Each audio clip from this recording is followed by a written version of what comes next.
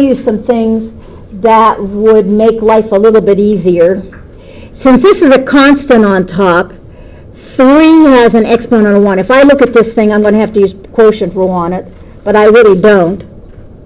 This is really 2/3. I can bring just this part up times 5x to the 4th plus 1 to the negative 2. Then that makes a differentiation. I'm not going to differentiate that. You can do that. But that makes differentiation a lot easier on that particular problem instead of trying to use quotient rule on it. Now it's just chain rule. Instead of chain rule, quotient rule, or quotient rule, chain rule. It would be a pain.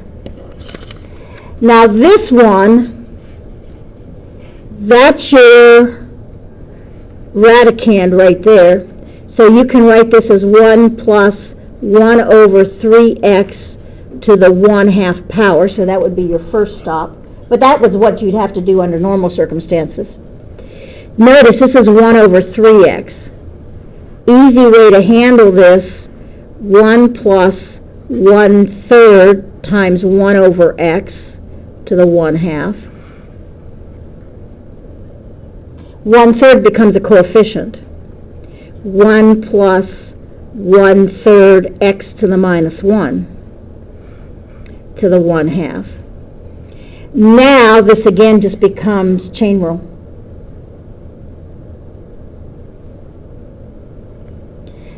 The problem that I wanted to avoid was this problem, the 1 over 3x.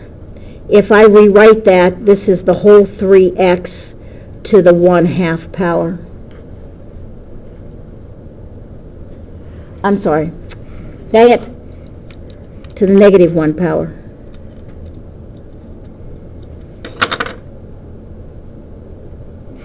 Now I've got a problem where I'm looking at 1 plus 3x to the negative 1 raised to the 1/2 power.